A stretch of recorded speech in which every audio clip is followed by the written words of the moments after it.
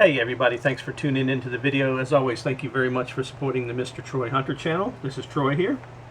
Also, I want to thank everybody that's also been supporting the Mr. Troy Hunter Facebook page. I'm up to over 600 friends on that page, so please check that out too as well. I appreciate everybody's support on that. And let's talk about ammo purchasing limits at stores. Most of us know who shop at Walmart that there's a 3-box limit. And what I want to talk about is, was it necessary for the stores and gun shops and everybody like that to limit purchases of ammo during the ammo crisis? And then also talk about, now that it's getting easier to find ammo, should they continue with the limits? I've seen a couple of videos, and I believe it was some people that have been shopping at, I believe, some Cabela stores and possibly other sporting goods stores, that they had, like a list that there was certain ones that you only could buy 1 box or 2 box per day. And then I saw a video that somebody put out just today, I believe it was, that the Tula 7.62 by 39 has been taken off that list, and you can buy as many as you want. So that's a very good sign.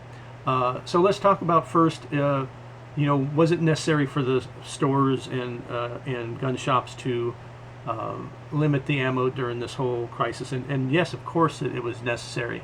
If they did not limit, I'm not just talking about Walmart, but all stores do some type of limit, we would still be in a world of hurt and not be actually getting in some type of a recovery with the ammo. And I agree. Also, I think the 3 boxes was right at the right limit. But stores like this, when you see signs, 1 box, I think that's just too excessive. 1 box, unless you're getting something that's in a big ammo can, or 1,000 rounds of 22 or something like that in a box.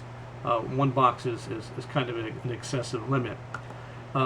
So let's also now talk about, since the ammo shortage / crisis has started to get better in most areas, and people are finding it more frequently.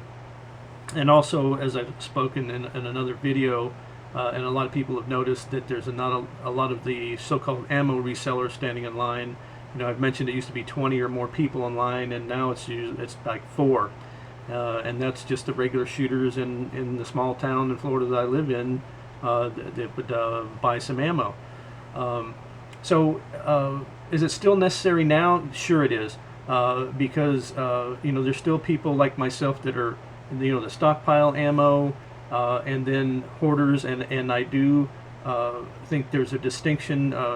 Somebody that stockpiles / prepper tries to get to a certain amount of ammo, and then we'll cut it off and then shoot ammo and then replace it. And a hoarder, by definition, somebody just keeps buying and never stops, and would keep on going. So there's a definition, a difference between the two.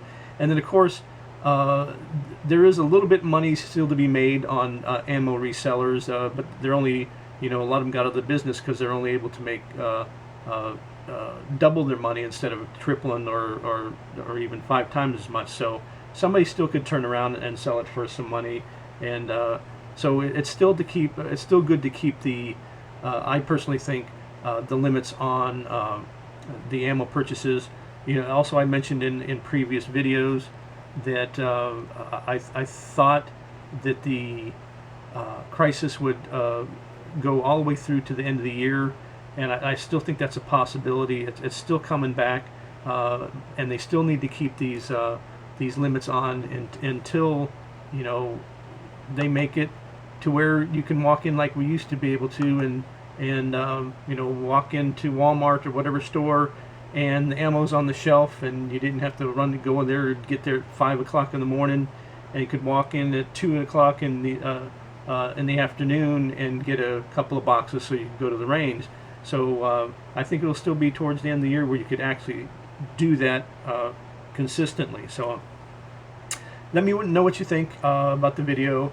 Leave the comments, and leave a thumbs up if you like the video. And as always, thank you very much for supporting the channel. And thanks for watching, and we'll see you next time.